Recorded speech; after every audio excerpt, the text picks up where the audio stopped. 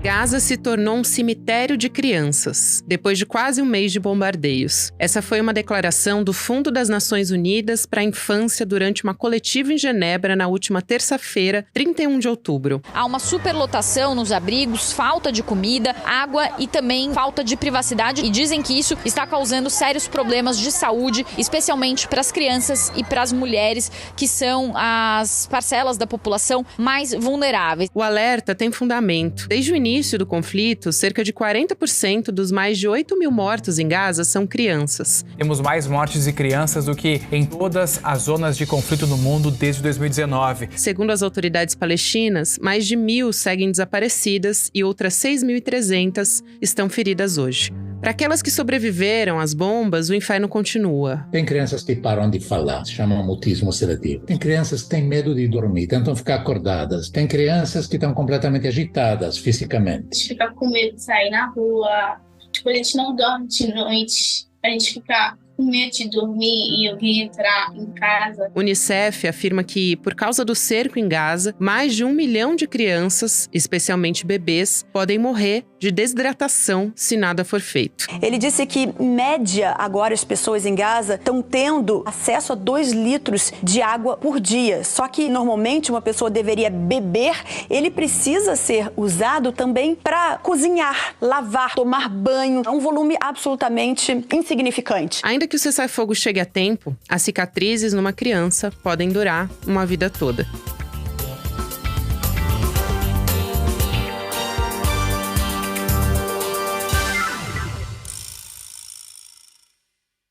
Quarta-feira, 1º de novembro de 2023.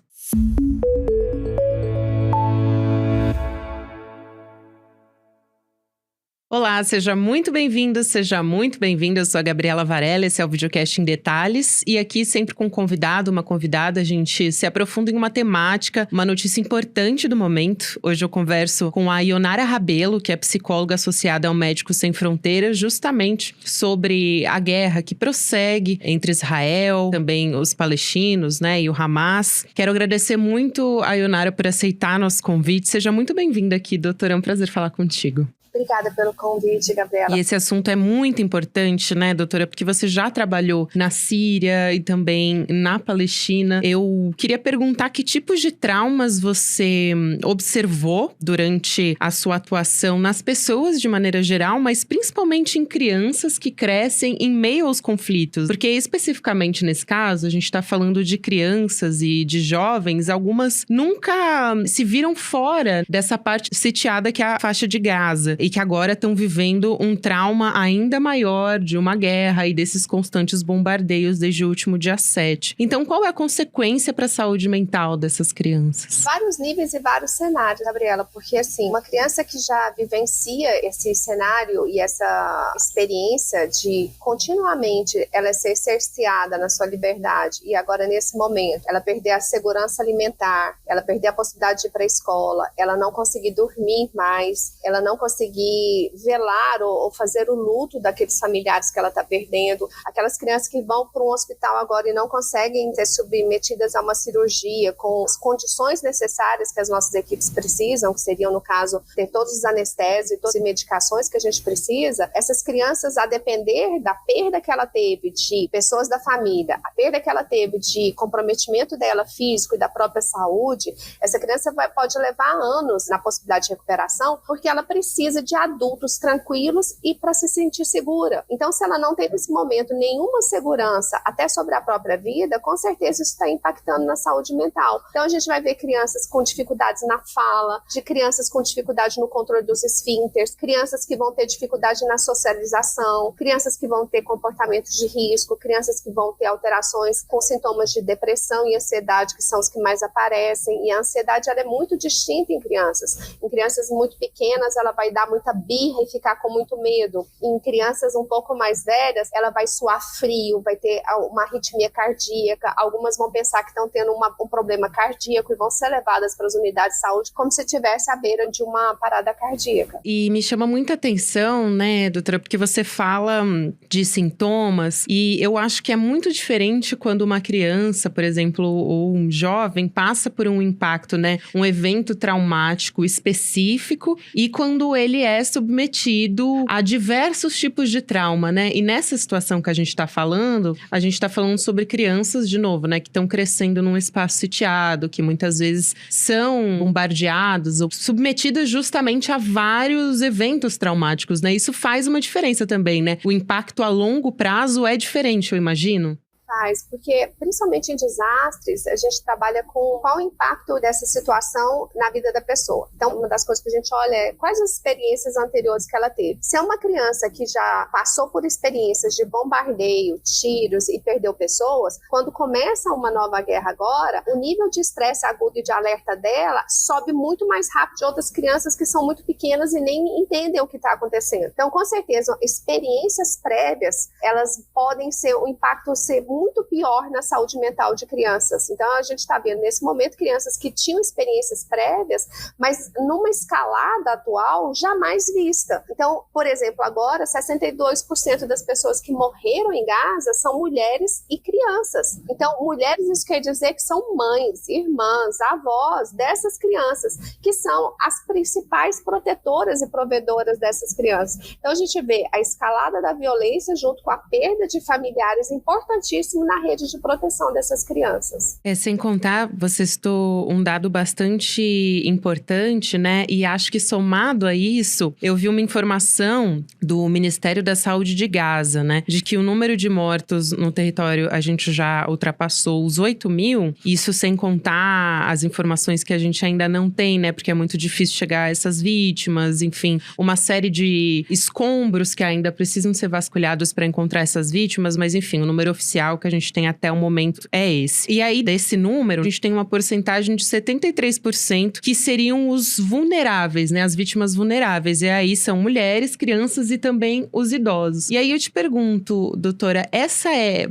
uma característica específica desse conflito ou pela sua experiência, isso também acontece em outras guerras também? Normalmente a população mais vulnerável é essa? Em outras guerras, assim como em situações de desastres socioambientais, as pessoas mais vulneráveis são as mais atingidas. Então, num deslocamento forçado, mulheres, crianças e idosos, eles vão ser mais sujeitos a tanto a violência física, a sexual, então a violência sexual vai ocorrer contra essas pessoas, as dificuldades de acesso à saúde. Então, em outros momentos também, a gente fala de pessoas mais vulneráveis, tanto é que quando a gente monta projetos de saúde mental, a gente chega num determinado local e vai montar um projeto, a primeira coisa a gente capacita as equipes locais de promotores de saúde para localizar os mais vulneráveis. Então, por exemplo, agora, recentemente, eu participei de uma atuação num terremoto em que a gente dizia para as pessoas que estavam distribuindo em água e alimentos, ou índice, a gente chama de NFI, itens que não são comida, desculpa, né? Então, seria coberta, tudo aquilo que as pessoas, barracas, o que elas precisam depois de um terremoto. E aí a gente falava assim, fica de olho se tem alguma criança na fila sozinha. Fica de olho se você vê algum idoso que não está saindo de dentro da barraca. E era incrível, eles começam a localizar rapidamente. Então, idosos que morreram, a família, ou ele não localizou e está sozinho, ele não vai tomar um remédio, ele pode não tomar um remédio da pressão e ter uma parada cardíaca. Então, as vulnerabilidades, elas vão escalonando também. A primeira coisa nossa é procurar pelos mais vulneráveis, que a gente já sabe que eles serão os mais afetados, e a saúde mental também vai ser mais afetada, a saúde física e mental. E você também citou outra coisa importante, né, que é o direito básico das pessoas que são atingidas por desastres ou pela guerra, por conflitos, de maneira geral, é o de ajuda humanitária, né? Imediatamente, quando a gente fala de ajuda humanitária, a gente pensa no básico, na eletricidade, na fome, na sede, enfim, são componentes, vamos dizer assim, que são o essencial para essa pessoa poder sobreviver. Tudo isso está muito ligado à saúde mental, né? Porque a gente vê, por exemplo, os hospitais estão extremamente lotados e os médicos, toda a equipe de emergência não está dando nem conta de atender todas essas pessoas que precisam desse atendimento imediato. E aí a gente tende a associar isso a uma questão física que, claro, é importante, porque, enfim, essas pessoas estão morrendo, mas também eu vi, por exemplo, o vídeo de uma criança, eu me lembrei aqui que estava em estado completo de choque, né? Um desses vídeos que a gente tem tido acesso pelas redes sociais, uma criança palestina, que o médico começa a conversar com ela e aí ele dá um abraço nela e aí ela sai do estado de choque, começa a chorar e, enfim, se sente ali acolhida naquele momento. Então, o quanto isso tem que estar extremamente atrelado à saúde mental também, não dá para dissociar uma coisa da outra, né? Isso, a primeira coisa é que quando a gente trabalha em vários locais, principalmente a gente tem hospitais, a gente tem um treinamento para as equipes de Médicos Sem Fronteiras que se chama de PCP, Primeiros Cuidados Psicológicos, que é assim, como é que eu ensino o motorista da ambulância, a técnica de enfermagem, o guarda que fica na frente do portão do hospital, quando chegarem muitas famílias carregando muitos feridos, né, como é que ele acolhe, começa a acalmar as pessoas e como é que a gente dá um cuidado prático não invasivo. Então, se a gente for falar de cuidado de saúde mental, o primeiro cuidado seria a segurança de ter comida, de dormir, poder beber água, poder tomar banho, poder ir à escola. Isso tudo já seria estabilizador para crianças. Qualquer rotina que seja uma rotina calma e tranquila, estabiliza mesmo depois de estresse agudo. Depois disso, se ela precisa de um atendimento, a equipe que seja acolhedora é importante. Então, as equipes precisam ser treinadas para esses eventos de massa. E a gente não está vendo isso acontecer. A gente tem equipes sobrecarregadas que não conseguem mais ajudar. A gente não tem mais os insumos que seriam necessários. Então, um corredor humanitário é o mínimo que a gente pode fazer nesse momento, e um cessar-fogo, para a gente salvar vidas. E deixando claro que Médicos Sem Fronteiras é uma organização que oferece apoio para os dois lados do conflito. Em qualquer conflito em que a gente esteja, a gente vai para salvar vidas, não importa quais. E nesse momento a gente está ofertando os dois lados do conflito, assim em outros países em que a gente atua. Então é importante ressaltar que um corredor humanitário é um mínimo. Então, se a gente pensar que nesse momento a gente tem, segundo um relatório da OCHA, mais de 130 bebês que estão dentro dessas incubadoras. Para a incubadora funcionar, esses bebês respirarem, a gente precisa de eletricidade. E como a eletricidade está sendo cortada, muita da eletricidade é gerada por geradores que precisam de combustível. Então, nesse momento, quando a gente fala de combustível, muitas pessoas pensam, para as pessoas pegarem um carro e sair andando. Não, o combustível vai salvar vidas nesse momento, assim como o oxigênio salvou vidas de várias pessoas quando a gente teve a crise da Covid. Então, nesse momento, os nossos hospitais precisam de insumos, de água, de combustível, de alimento e precisam de profissionais entrar em segurança. Os nossos hospitais não podem ser bombardeados e, nesse momento, mais de 72 instalações médicas foram bombardeadas. Então, para a gente voltar a funcionar de forma plena em várias instituições, a gente tem que ter a garantia de que a gente vai ter os insumos e, nesse momento, a gente tem mais de 26 toneladas de insumos médicos do lado do Egito aguardando para entrar em Gaza. Inclusive, hoje o Médicos Sem Fronteiras tem, né, pelos dados que eu tive acesso, mais de 300 funcionários em Gaza, né? 320 funcionários em Gaza, 300 desses funcionários contratados localmente, então atuando diretamente no conflito, né? Isso sem contar que desde 1989 tem assistência em 4 hospitais locais. E a gente tem acompanhado justamente esses problemas de acesso a telecomunicações, ao básico, né? E a rede que pode dar o suporte para fazer esses atendimentos. Médicos fazendo atendimento muitas vezes com o celular, a lanterna do celular, usando o vinagre, enfim,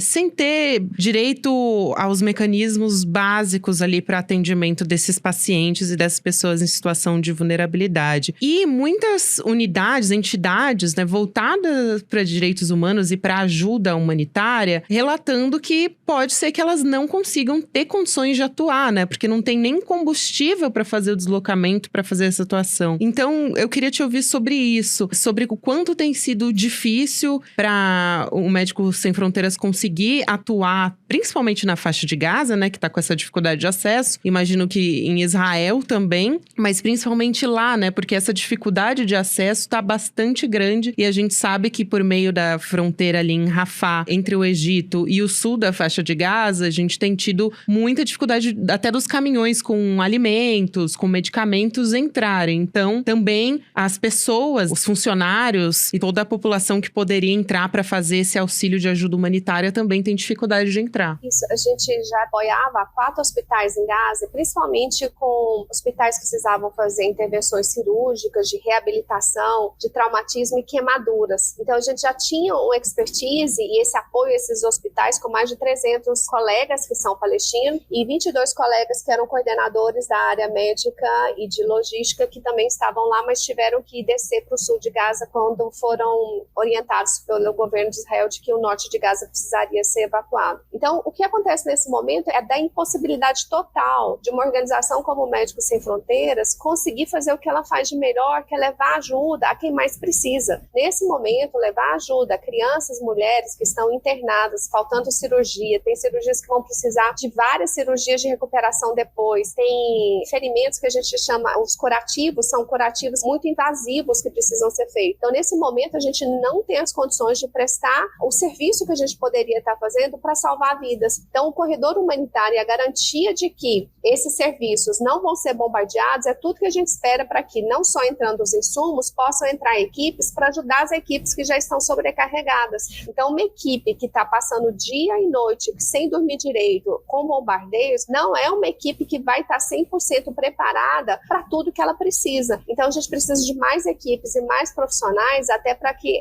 dê um suporte para essas equipes que estão incansáveis trabalhando desde o começo do conflito, né? Essa própria equipe também precisa, né, do apoio de saúde mental também para continuar atuando, né? Isso é bastante importante. Inclusive, eu tenho um dado aqui da Associação Pediátrica de Israel de que 90% das crianças que estão sendo atendidas relatam sintomas de ansiedade, que foi justamente o que você disse lá no início da nossa conversa, né? Como é que você, Ionara, na sua atuação, né, pelo Médicos Sem Fronteiras e enfrentando essas situações, atendendo essas pessoas que estão em conflito e crianças, como é que você conversa normalmente? Como que funciona esse atendimento, né? Principalmente as crianças que estão passando por esse trauma. Que tipo de suporte pode ser oferecido ali de imediato, né? Porque tem a urgência, né, do momento que você atende essa criança, sei lá, que acabou de sofrer um trauma, e tem também a questão da continuidade, né?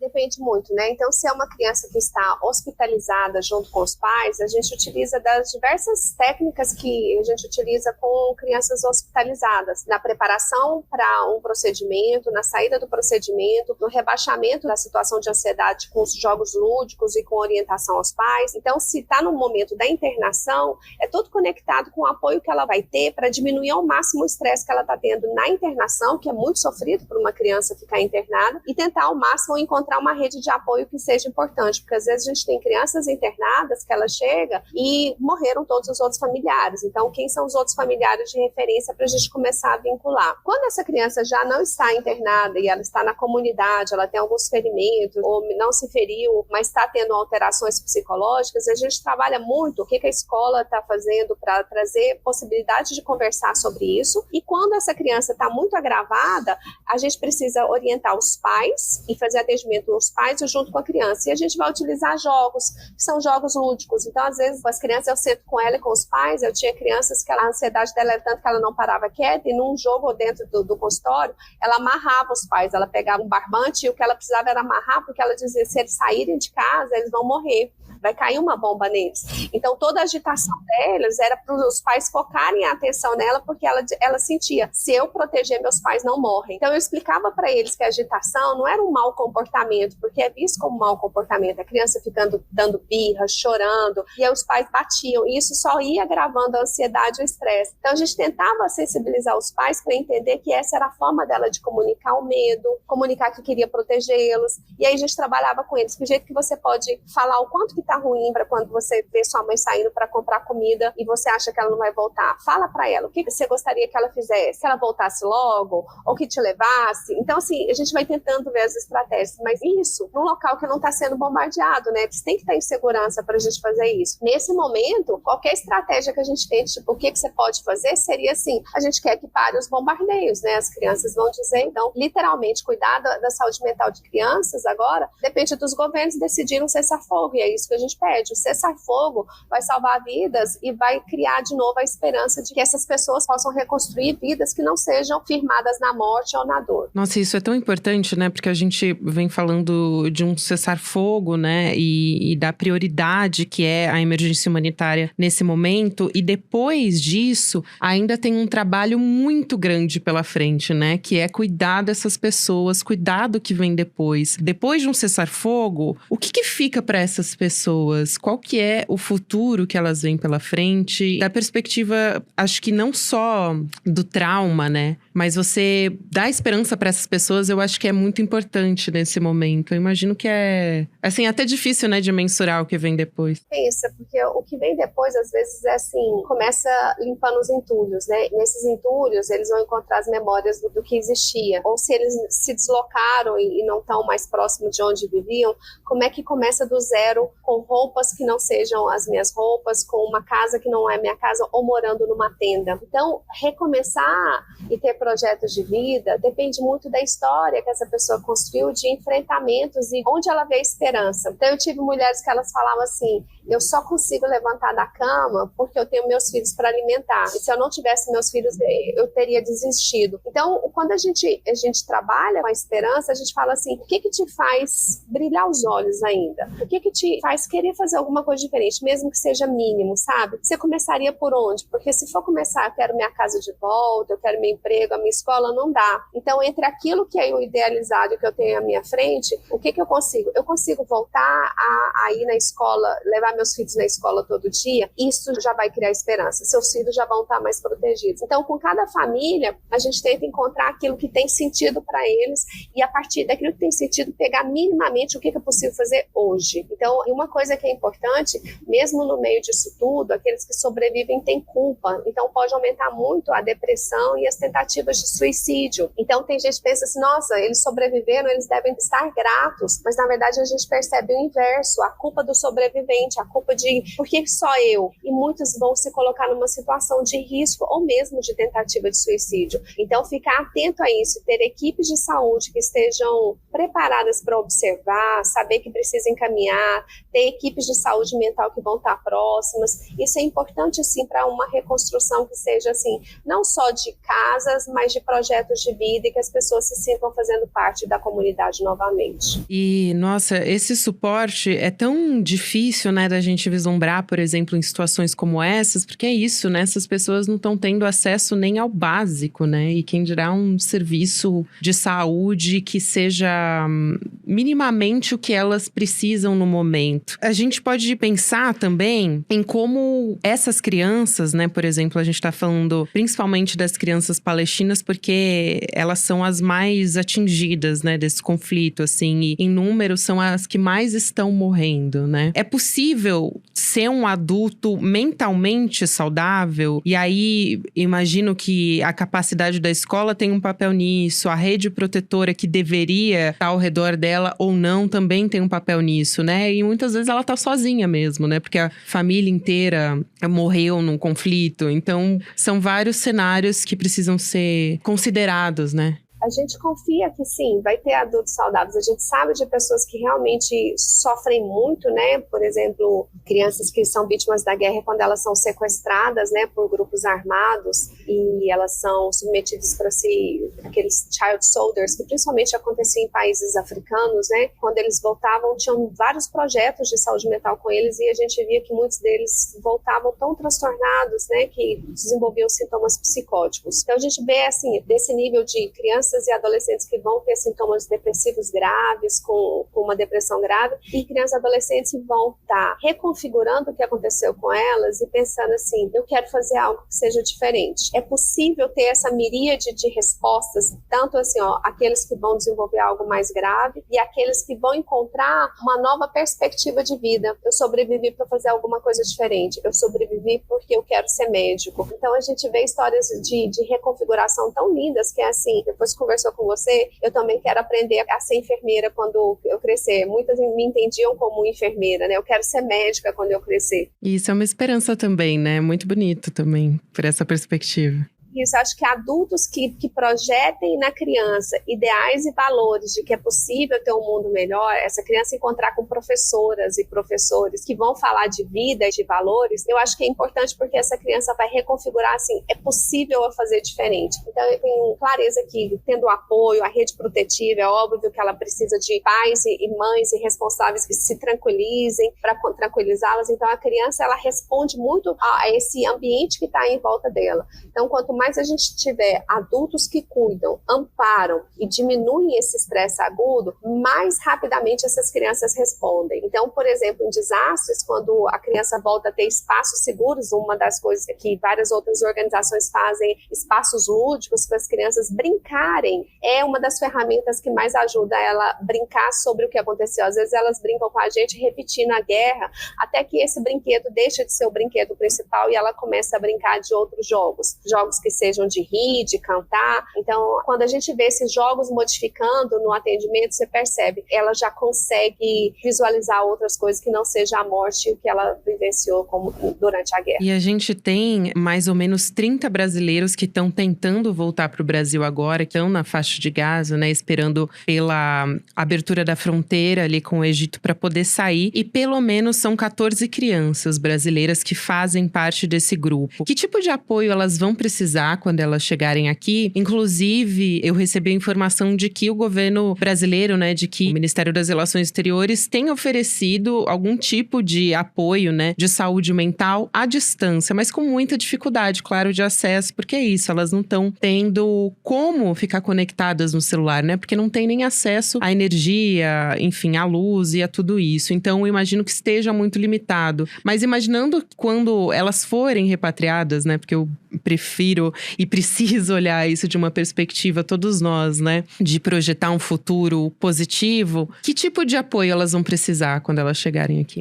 O primeiro apoio é que a família se sinta acolhida. Então, se os pais, quando chegarem, tiverem essa sensação de pertença, de acolhimento, essa segurança chegando aos poucos, quanto mais a gente acolhe e protege a família, que elas não sejam muito expostas à mídia, que elas tenham um tempo para elas se adaptarem até elas poderem voltar à escola, que elas possam conhecer quem são os familiares que elas vão reencontrar aos poucos, gradativamente essa criança vai dando notícias se ela vai precisar de um apoio específico ou não. Porque às vezes a gente pensa, vai precisar de apoio psicológico desde o primeiro momento? Não necessariamente. Às vezes a gente dando as condições de segurança e continência para a família, essa criança se estabiliza. Então talvez uma orientação aos pais seja importante para eles entenderem. Algumas crianças elas podem se tornar mais irritadas ainda quando elas se mudam para um lugar novo, porque parece que tudo não tem sentido ainda e ela pode modificar mais ainda o comportamento. Então as orientações primeiras são para os pais ou responsáveis para acompanhar essas modificações e aos poucos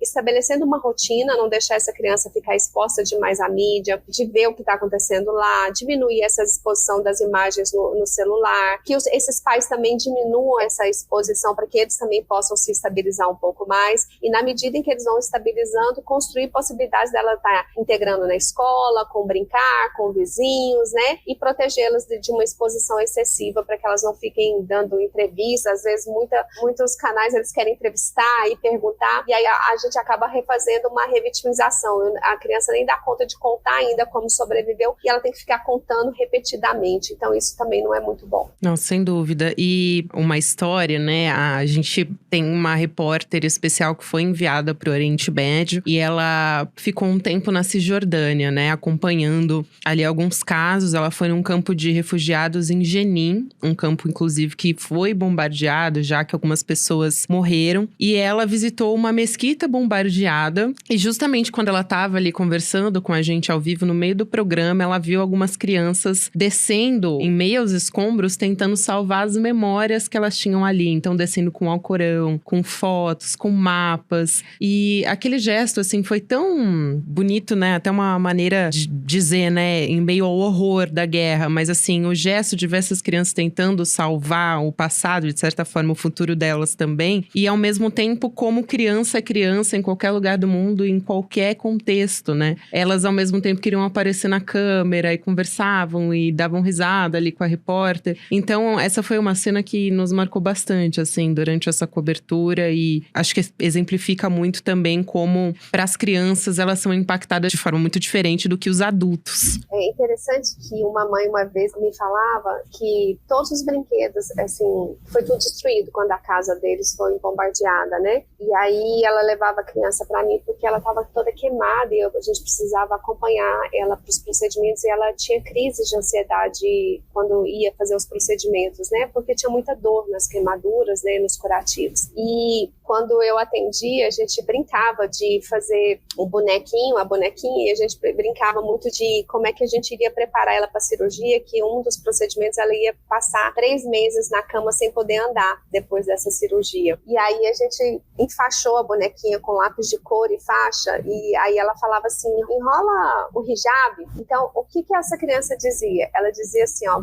para onde eu vou levar o hijab, a bonequinha, os meus brinquedos, e se qualquer adulto dava um brinquedo novo para ela, ela destruía. Ela precisava dos antigos, e a mãe falava que ela chorava muito quando pediu para mostrar a casa, e a casa tinha sido destruída, ela chorava e dizia, essa não é minha casa, essa não é minha casa. Então essa imagem que você traz casa muito com essas situações que a criança precisa ter aquilo que ela via como dela ou de pertença, aquilo que resgata quem ela é e a família que ela pertence. Então, ao vir para um outro país, na verdade, as pessoas falam, nossa, você vai ter uma casa nova, você vai ter roupas novas, você vai ter brinquedos novos. Para crianças, e às vezes as crianças muito pequenas, isso é assustador, e isso vai dizer que ela foi largada no mundo, ela não está sendo protegida por ter algo novo. E muitas crianças vão destruir. A mãe dizia, ela destrói tudo que ela ganha de novo. Ela fala, isso não é meu. E elas quebravam tudo. Então foi um longo processo para ela ir reconfigurando aos poucos que jeito que ela poderia refazer os brinquedos, e aí a gente começava com brinquedos que ela podia construir, a gente usava a massinha, mas mesmo a massinha, quando ela levava para casa, ela destruía toda a massinha. Então leva tempo, a gente pensa, às vezes pensa assim, não, ela vai ganhar algo novo, diz que eu estou estraçalhada por dentro, na verdade me fere porque eu estou estraçalhada, é isso que elas dizem. Ionara, eu quero te agradecer muito. A Ionara Rabelo é psicóloga associada ao Médicos Sem Fronteiras. Obrigada por dividir essa história e todo o seu conhecimento aqui com a gente. Foi um prazer conversar com você. Essa conversa dá um pouco de esperança pra gente continuar acompanhando e torcendo para que a gente tenha um cessar-fogo, para que as pessoas possam reconstruir a vida delas a partir daqui. Obrigada. Obrigada a você, Gabriela. Bom, o Videocast em Detalhes fica por aqui. O próximo episódio vai ao ar às 10h30 da manhã, ao vivo no YouTube, por onde você acompanha toda a programação do ICL Notícias. Para você que prefere acompanhar pelas plataformas de áudio, o episódio já fica disponível a partir das 7, 8 horas da manhã, episódios com trechos exclusivos. Obrigada para você que me acompanhou até aqui e até amanhã. Eu, Gabriela Varela, faço a apresentação e a coordenação do Videocast em Detalhes. Roteiro é feito por mim, com a colaboração de Ana Carolina Navarro. A direção técnica de gravação é de Guilherme Bessa, Bianca Pasquim e Caio Marinato. A coordenação de transmissão é de Malu Pessoa, Leonardo Salles e Giovanni Anino. A operação de áudio é de Igor Santana e Denis Williams. De vídeo, do Gabriel Vento. A produção jornalística é da Elô Macrini. A vinheta original é de Caio Marinato. E a edição de áudio e sonorização são de César Degani. A direção de mídias sociais é de Joema Martins e a direção de arte é de Stella Spironelli. A coordenação de artes gráficas é de Isabela Chiara. E a direção de programação é de Maurício Arruda e a produção executiva de Eduardo Moreira e Rafael Donatiello. Este episódio usou áudios de CNN Brasil, Globo News e TV Globo.